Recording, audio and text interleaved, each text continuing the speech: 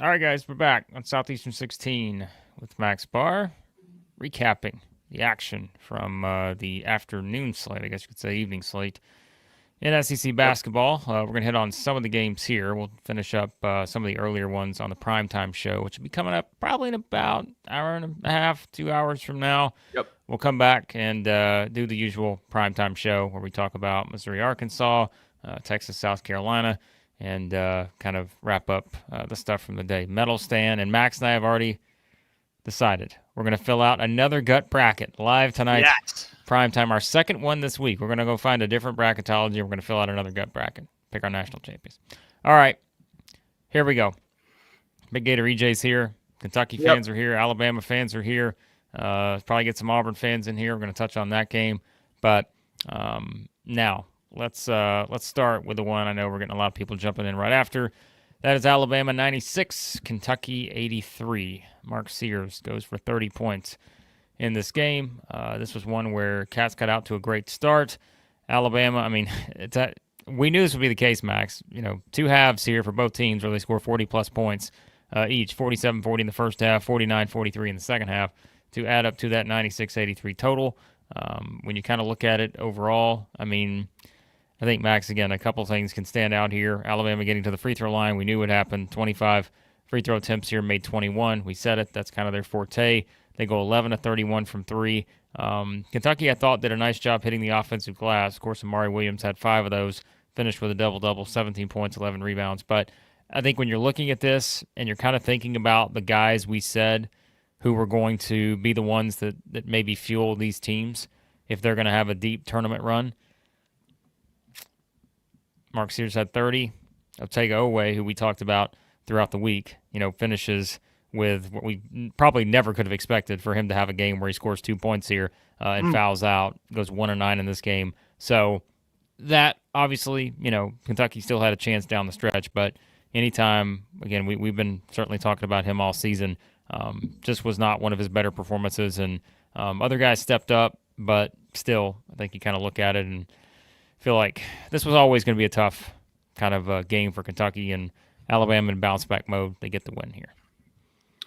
Yeah, I'm glad that everybody that's jumping into the chat was very pleased with the refereeing. Looks like everyone was happy with the refs. We've never had anyone jump in and say, I thought that was the best performance of the day. Medal stand, gold, give it to the referees. We've never had that happen. So.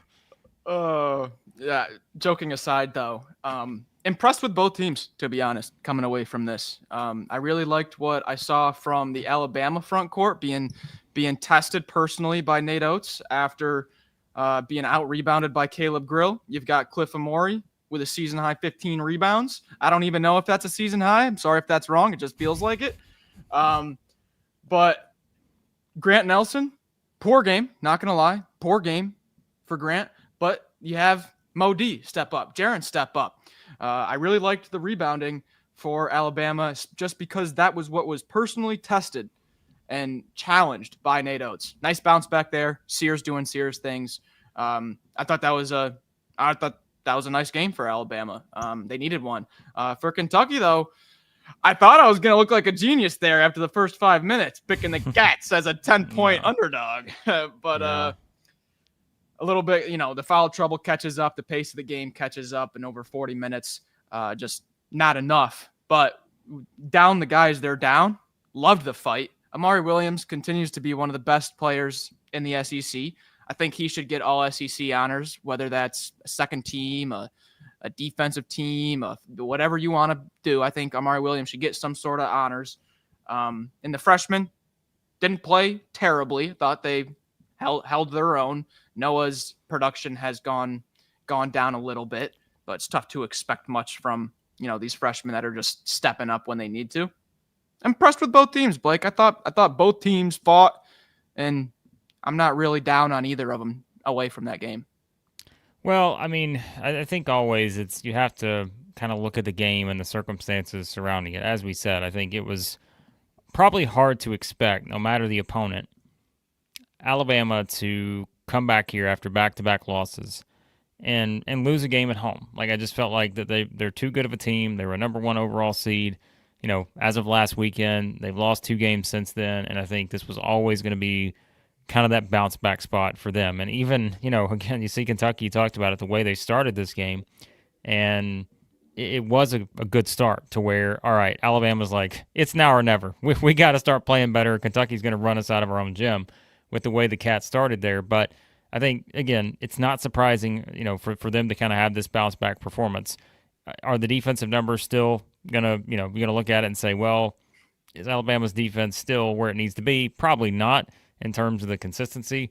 But I text you and I'm like, we're going to do the same thing, aren't we, this year with Alabama, where we're going to nitpick their defensive stuff to no end, and they're going to do the same thing they did last year. They're just going to score points, and they're going to make a run, and that's just how it's going to work. Because like we said now, keep in mind, Alabama, scores 85 against Auburn. The game before that, they scored 103 against Texas. And we just keep going, right?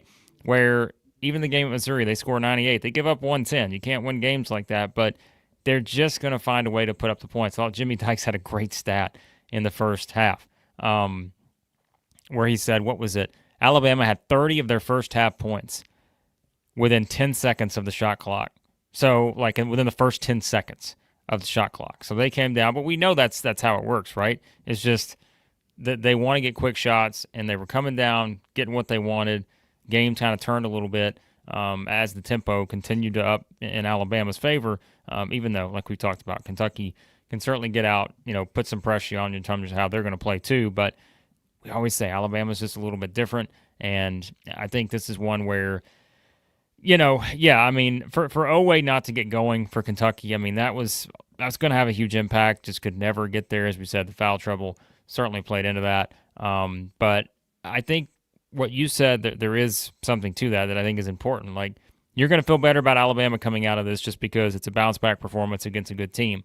But like we've said all along too, with Kentucky dealing with these injuries, sure, we talk about the unpredictability of what they're going to do on a game in and game out basis, right? But also what it's going to do for these guys who have had to step into these extended minutes, whether it's Perry, everyone else. We talked about Noah and so forth.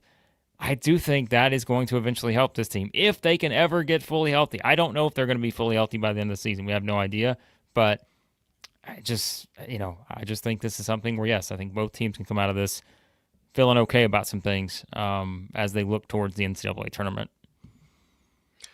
I got a few things came to my mind when you were talking there. One was just real quick because you were talking about the freshmen and just the way my brain works. I'm already starting to think off season just a little bit, just a 5%.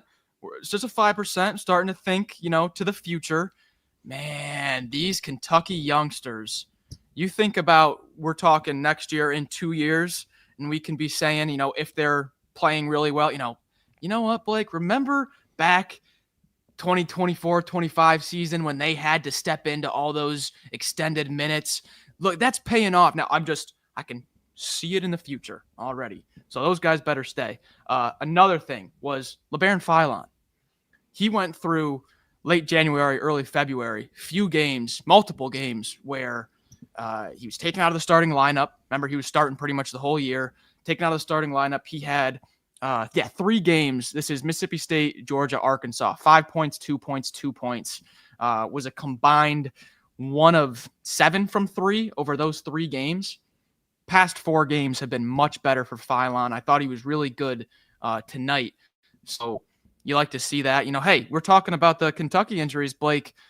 Alabama still doesn't have Darian Reed, who is a major impact. Rebounding, perimeter defense. He can even add in some offense. So I know there's, because there's been a lot of chats of, Kentucky had half a team. If you're talking preseason expectations, I think you can argue Alabama's down 2 starters right now. So yeah, it's got to be factored in as well. Yeah, I think, again, the depth on these two teams has been sort of well documented at this point. And, I think we're kind of on the same page, again, as you look at sort of the situation. And like we said, I think for Alabama, I think they're going to be fine. I know there was probably a little bit of overreaction to these past couple games, but like we said, I just feel like this is a team that's always going to have the high upside, just given the offensive potential. There's just no question about it. And their ability to get to the free throw line. I know a lot of people are making a lot of the free throws in this game and all that.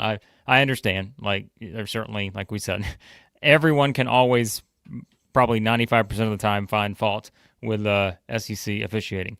But, Alabama shot lower than their season average in free throws in this game. Like we said, I mean, they're shooting, 26, 27 a game. They shot 25 here. I know, it's like, I mean, it's just, but they consistently get to the line. And we know kind of how they play. So, and yeah, I think, from Kentucky's standpoint, it really is a matter of just seeing, how many of these guys are they going to get back? Who's going to be ready for the stretch run?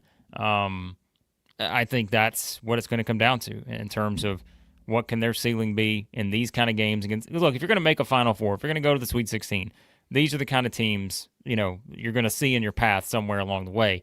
And so just how, can you sort of be in that spot? And yes, like as many people pointed out, and we pointed out for weeks now, if you're down 3-point guards, you're putting yourself in a bit of a tough position when you're playing these kind of games. And so, yeah, I mean, that's just kind of inevitable when you sort of get to this spot. So I'm going to give Rob the $1.99 super chat.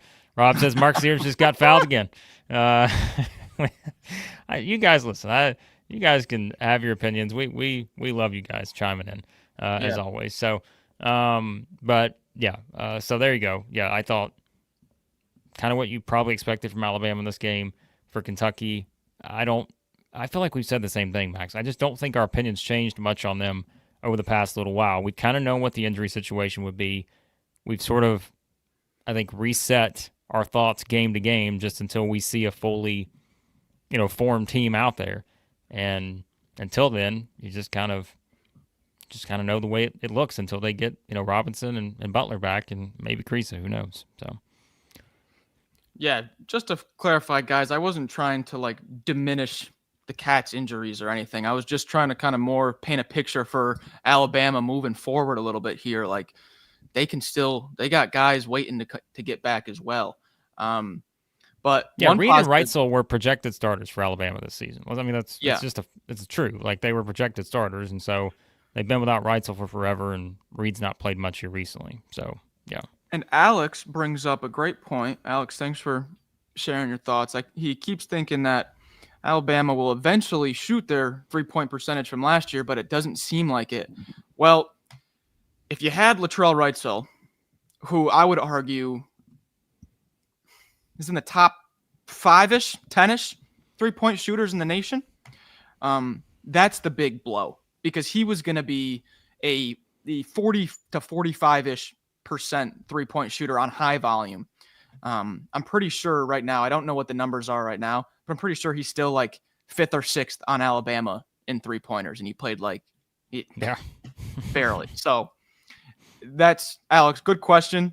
And it does feel like they're just waiting to shoot that percentage, but Reitzel was the sniper this year. I mean, he was the guy. Yeah, to add on to this from Alex earlier, too, he said he still feels like Alabama has more potential than the other teams, but the thing is, I don't believe we'll get there. Still believe in an Elite Eight lock, though. And that's the thing is and we'll have fun with it on the bracket tonight. I'm curious to see whatever bracket we choose for our gut bracket tonight, who is Alabama face on the way to that Elite Eight? I'm very curious because that's what we keep saying.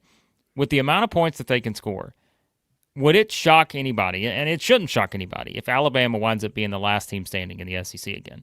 I don't think it should be that stunning, just because the offensive upside is still so high that if you get the right matchups, you could give up 90. But there's a great chance Alabama's probably going to score 92 or more. That's just the way it works. So it's a game of matchups, and depends on who you play the rest of the way. But I think the upside is still there for Alabama. People can knock them all they want about this or that and what they've seen over these past 2 games before this one. But for a team that does as good a job as they do of just playing their formula, their offense, they're going to score points. And so it's just kind of one of those things I think you have to look at. So, Blake, we're behind on a few super chats here. Yep, you get rolling through it. We are trying to keep up. We don't got a lot of people in the chats here, but where should we go next here? Shout out to, all right, Quinn.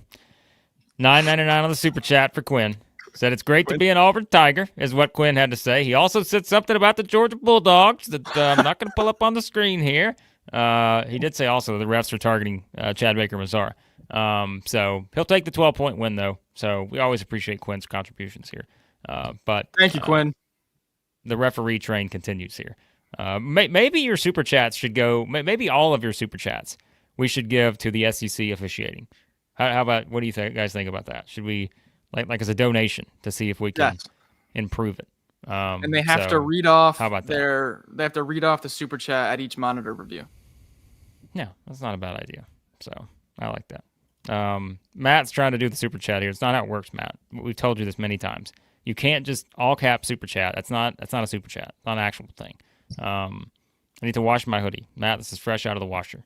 Okay? So I don't know what you're seeing on your screen, but it's not on my screen unless someone is, I don't know what's happening here, but it's a fresh. He's in your head now. He's in your head.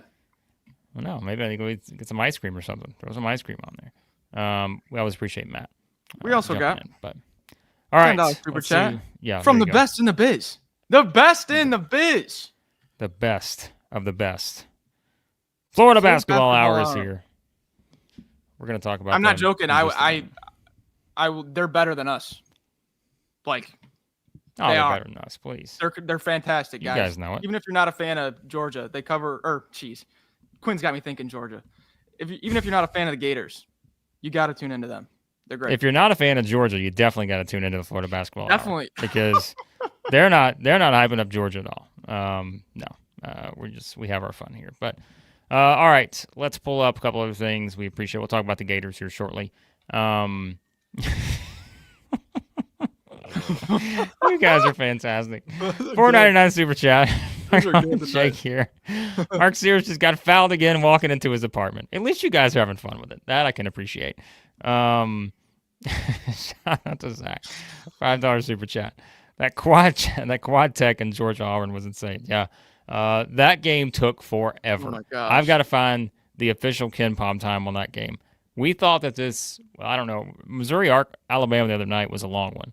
But I've got to think that this Auburn-Georgia game from today was 2.5. Was it 2.5? 225 is what KenPom has it as. It felt like 3.5. It was a weird game. But we can let's just segue into that real quick because that'd be kind of an easy one we can probably go through. That was here. intense. But it was an intense game, and don't let the score kind of deceive you if you didn't watch it, because Auburn wins 82-70. Georgia never led in the game, but Georgia never really just went away either, and that's what made it kind of the game that it was. Is that Georgia was always kind of hanging around. Asa Newell was hitting a big shot, or Blue Kane was hitting a big shot. Silas Demary was hitting a big shot. It seemed like every time that Auburn had a chance to stretch it out, one of those guys would hit just a big shot from somewhere. Newell would step out and hit a three. Blue Kane hit a big three down the stretch there. So those three guys brought it. Newell finished with 20, Demary with 18, Kane with 13.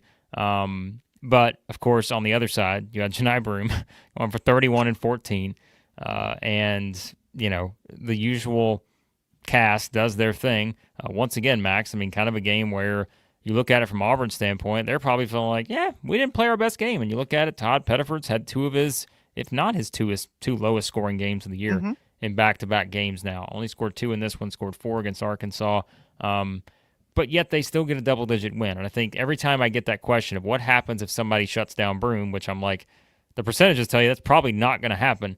But if they do, you always have somebody ready to step up. Denver Jones, 17 points here. Kelly and Baker-Mazara, 11 each.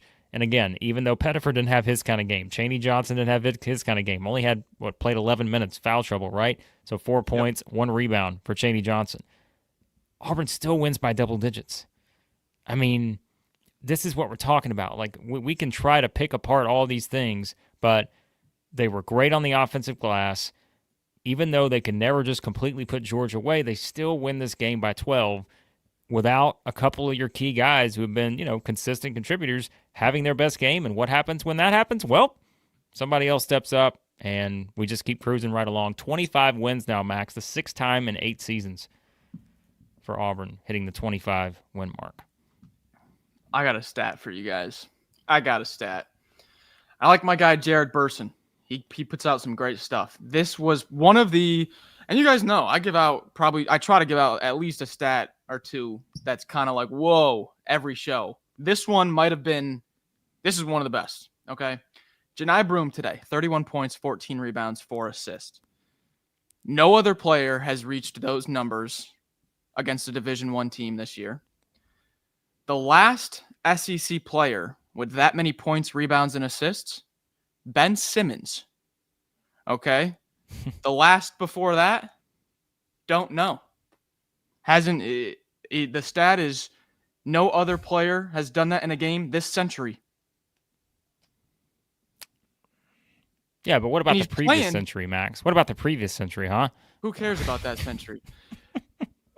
He's on one leg. He's going to the end of the bench mid-game to get retaped because his ankle's hurting him. He's not 100%. And he's putting up 31 and 14 against the monstrous front court. There's 6'8", 6'9" guys coming out of thin air for Georgia. Puts up one of the best stat lines we've seen in the last 25 years. I mean, it's nuts, isn't it? Like, I think that's the thing. Like, what is Auburn's offensive number at now in KenPom? 129.6. What was it before this? Was it 131? Was it still in that range? Or maybe that was before the Arkansas game, because I assume it went back. That was before Arkansas. That's right, yep. Because they were after the Alabama game. They scored 94. So, but yeah, I mean, I think that's the thing, right? You feel like Auburn in these back-to-back games, they weren't sort of that dominant, vintage type Auburn performance we saw, let's say, 3 or 4 weeks ago, right? They beat Oklahoma by 28 at home.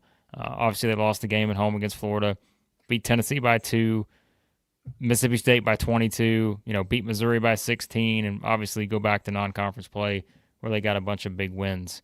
But yeah, like it's kind of how that works, right? I mean, where it's just something where they don't always have to play their best game to still beat teams, because that's just how good they are. And we've said too, I think at this point in the season, if you're Auburn, you also know you're getting everybody's best shot. And what's been the thing that these past two teams they played have in common? Arkansas and Georgia. These two teams are desperate. Like, they need that win more than anything. They could have used a win at Auburn, would have completely put their resume on a different level, right? For two teams that are fighting for an NCAA tournament bid. And so they got the best of those teams, you could say. Now, I mean, like, not to say that Arkansas and Georgia were perfect, but you knew coming in they weren't just going to come in and just lay down. So I think that is something where now you look at the rest of the schedule for Auburn, you've got some tough games there where they're going to host Ole Miss, who, I mean, is not desperate to make the tournament, but they're kind of in a spot where they got to try to play a little bit better right now, or maybe we start to rethink things on Ole Miss a bit if they can't finish strong here. At Kentucky, at Texas A&M, and then the rematch against Alabama on March the 8th. So there are some things that Auburn will certainly have to clean up from these past couple games. But again, I keep saying it, they're winning these. I mean, we can say they're not looking like they looked, in this game or that game or whatever, but that just shows you, I think, how good they are, is they still always find ways to win these kind of games. And credit Georgia, too. I mean, I've been hard on Georgia when it comes to, I've said it, I just think their offense is the limitation that's going to ultimately hold them back. And those guys stepped up, made some big plays here. That they've hit a point now where they're 4-10. Their path to the NCAA tournament is just getting, that margin is getting slimmer and slimmer for them, where they kind of feel like maybe they even have to win out here. Maybe they win 3 of the last 4. But I mean, they've also not kind of quit. They've not been, in a position where you feel like they've just given up, but yet here they are, Max, with 3 straight double-digit losses. And it's like, from a metric standpoint, you know what I mean? I mean, that's not going to be something that's going to play well with the NCAA tournament committee. So, all right, tell me if this is just stupid or if there might be something to this a little bit. Is there anything to, like, you're at Kentucky, you're at A&M, and then you're home against Alabama for the rematch, last 3 games. You went to Alabama in the most hyped up game of the year. Huge game day, number 1 versus number 2, historic. You win that. Sandwiched in between that are 3 home games, Arkansas, Georgia, Ole Miss. is there anything to like, guys, come on, let's get out there and let's get a win, because it's not like, you're not with all that added intensity, especially coming off that Alabama game. And then, to start March, you're at Rupp, you're in College Station. It's the rematch against Alabama. And then see what we have to do here? And then I feel like an idiot because we're trying to find these little tiny things with Auburn. And that's what it's come to. Yeah. I mean, what else do we say about them? Like, they have a gazillion quad one wins. Like we just said, this is 25th or 25 wins for the 6th time in the past 8 seasons. And there's just not a lot to pick on. So whenever they don't win games by 15 or more against, lower level teams, not lower level, but teams that are lower in the standings, this is what we have to do. We have to try to come up with something. But right now, I don't think we're in a situation where, there's anything that we're going to sit here and knock Auburn for. I mean, Deacon, we're grasping at straws. There's no other.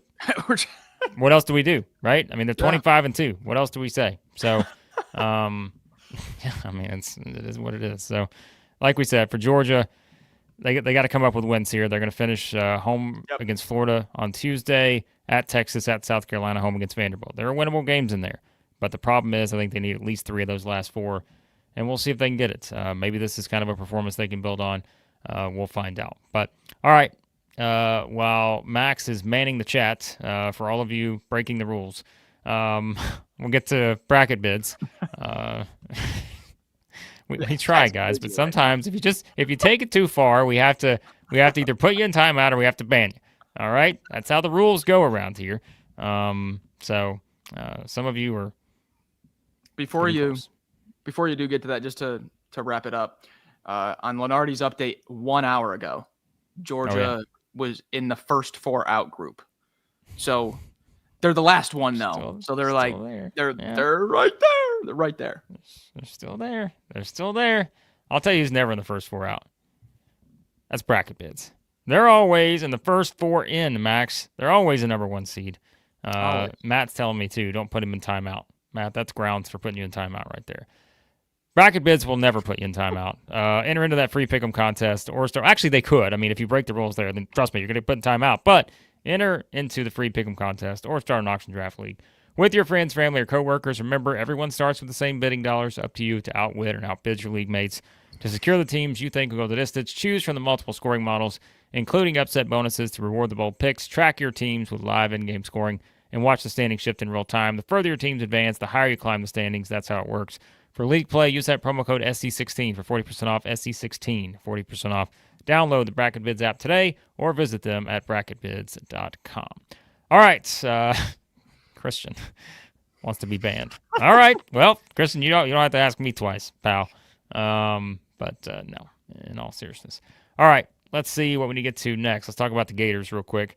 Gators. And, yeah, that's right. D. Wood for Gator. I'm bidding on the bracket. The Gators is what he says. The Gators come back and get a win against LSU. I text Max. I said, Max, what is Florida doing? Because I turned it over for the Alabama-Kentucky game for a second. All of a sudden, I'm looking up, and LSU's up 8. And I'm like, what has happened here? Or they were up 6 at halftime. And I was like, wait a second. I just watched this game, and what happened? But then I went back and kind of saw the run that LSU made, and it was kind of wild. By the way, Donovan, there's one thing I can guarantee you. You will never be given the moderator button. That now I can guarantee you, pal. You're closer to the timeout than you are the moderation now. But the Gators go on the road, get a 14-point win at LSU, eventually just pulled away. Again, that's where you look at the numbers here. LSU had a 46-38 lead with about 15 minutes to go in the second half. Florida is up 18 by about the 3-minute mark. So the game completely flipped after that. Went on a 39-13 run, I think, for the Gators to finish the game. I believe they're not to finish the game from that stretch from about 15 to 3. So, yep, once again, what do you know? 2 Florida front court guys with double-doubles. Chinyelu goes for 19 and 13. Tommy H is back again. 16 points and 10 rebounds. They just keep doing it, the Gators. Didn't Tommy only have like a basket or two in the first half? Also, that was all second half. Yeah, I mean that's okay. You know, That's okay so because it's not how you start, it's how you finish. we're grasping at straws with Tommy H these days. So you know, I mean, look at the team though. Will Richard doesn't give you a point. You don't have Alex Condon. You're losing with 15 minutes to go. You end up looking like you crushed them. This team is dangerous. They are as dangerous as it gets. Real quick, though, because we're going to talk about Florida for the most of this. Impressed with LSU's freshmen, and I'm really glad LSU doubled down on Matt McMahon because there's something brewing here. The feeling around LSU. We've been saying they've been playing these tough games at home, should have beat Ole Miss. The tide is turning. There's a little bit of a different intensity right now with LSU. Givens, Miller, these guys are tough. They're not playing like freshmen. Physical guys. They were battling for a while.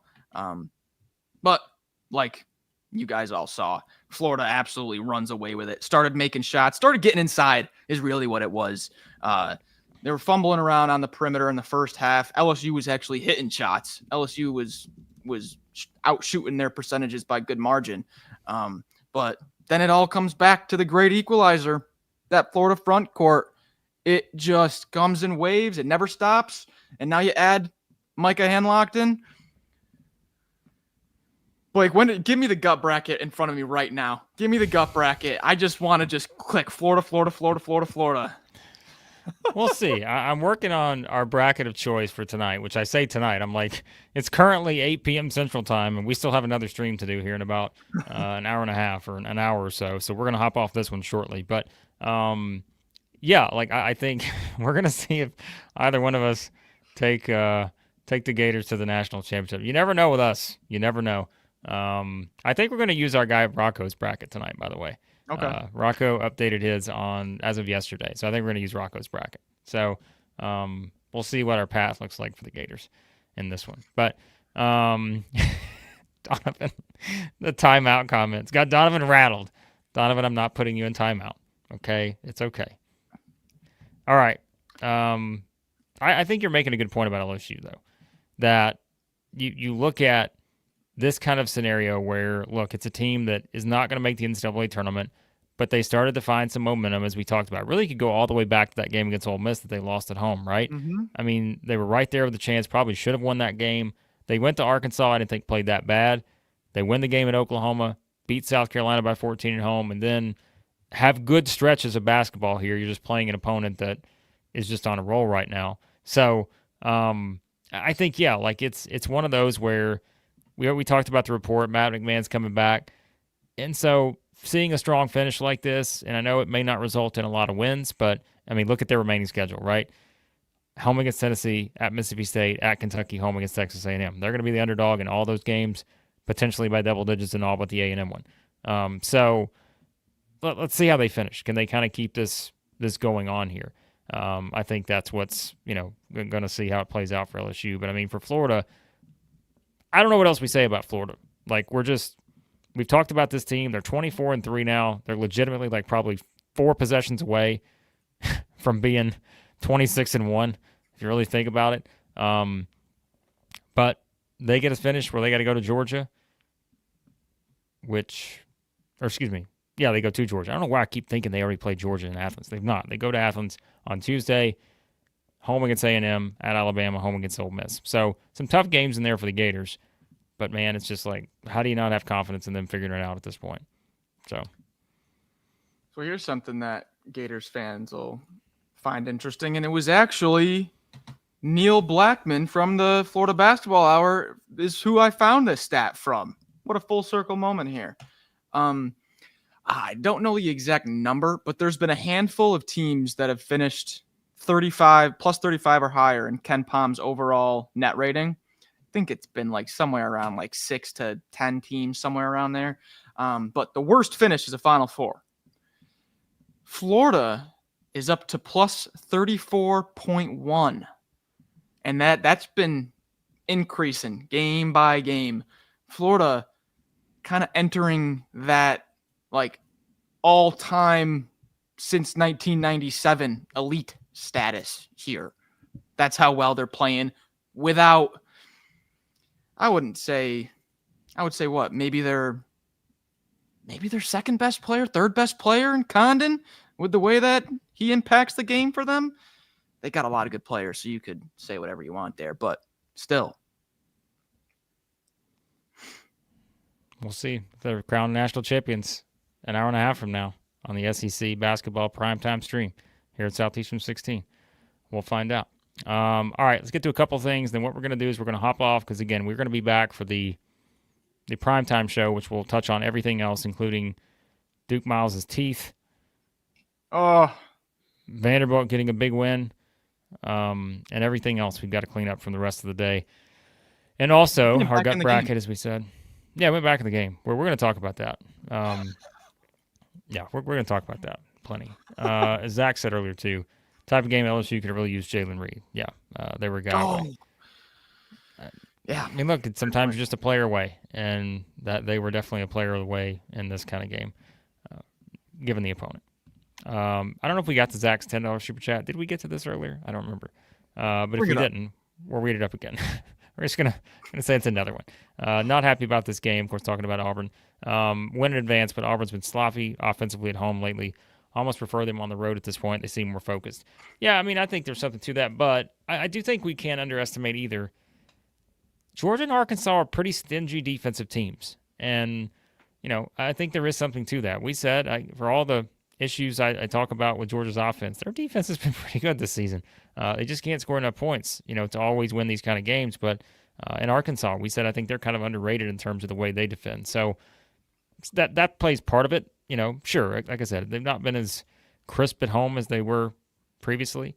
I know some people are talking about the atmosphere and all this other stuff, but I mean, it's still an Auburn home game, and they don't always have to play perfect games to win in those kind of scenarios. So, all right, real quick, because it pertains to the SEC as far as seeding is concerned.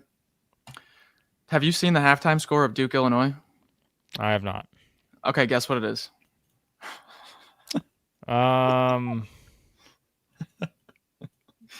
Duke 48, Illinois 20. It's Duke 54, Illinois 37. Illinois is 0 of 16 from 3. Wow. 0 of 16. Well, looks like we're not going to get all 4 number 1 seeds. Yeah, that's a nice win for Duke. It's nice to be playing a game like that this time of year. They should do it. They should schedule 2 of these every year at this point in the season because it would really help them out a bit. I had to look up Illinois' 3-point shooting percentage. They're 31.2% coming to the game, so maybe this isn't a huge surprise. Yeah. Anyways, all right. Let's get a couple things quickly here on the way out, and let's go to Krusty. I know he's been commenting. Always likes to Krusty, long time here at the channel. His Hogs. He's trying to root on the Hogs here.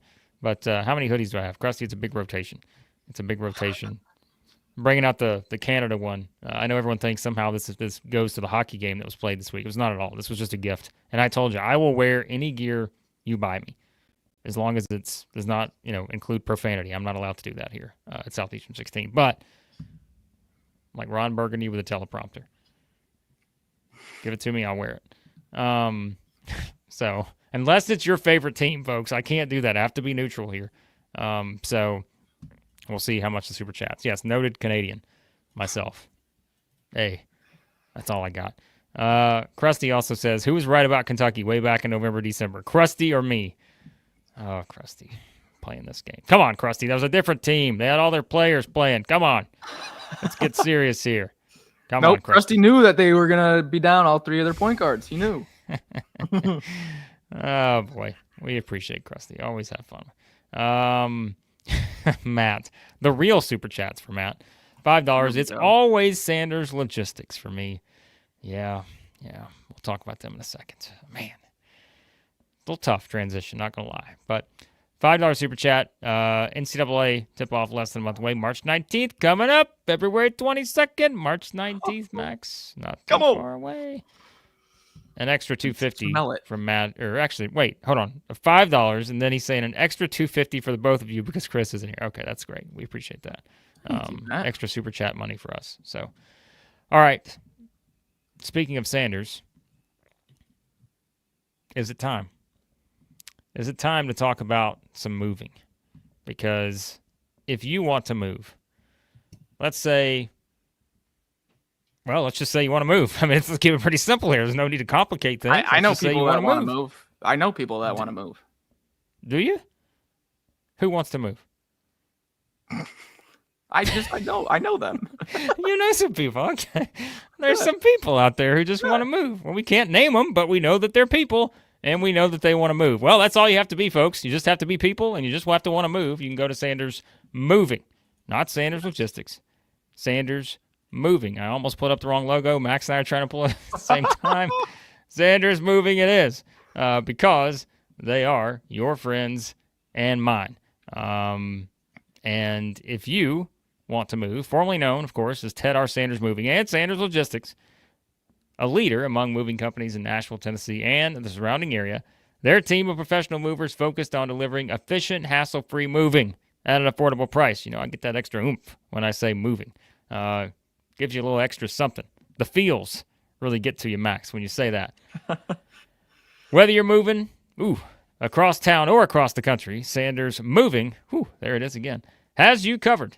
Visit them at Ted R. Sanders Moving Lookout.com. All right, we're out of here. We'll be back in literally probably an hour. So we'll be back. Primetime stream. This is the one where it's SEC basketball after dark. We go all out for you guys. It's late. We're another hour more tired. We fill out a gut bracket. It's going to be a lot of fun. So we'll answer your bubble questions. Is Vanderbilt a lock? We'll answer that on the primetime show coming up right after Missouri, Arkansas. And this one. Who's the dark horse team that can make the Final Four? We may answer that with our gut bracket. We may put a team in the Final Four that you don't think we're going to put there. We'll find out. So turn on those notifications. We'll be back again right after the Missouri-Arkansas game. We're not going to wait for Texas-South Carolina. All due respect to them. Right after Missouri-Arkansas, we go live for the start of the primetime show. So. South Carolina's got a nice start. All right. Oh, I see. I don't want to put the jinx on anybody. I didn't either. I didn't say anything. All right. We're out of here. We'll be back. Maybe less than an hour. Who knows? Turn on those notifications. Matt's not coming back. Great. All right. We'll see you in an hour. Thanks for watching. We'll talk to you soon. Southeast 16.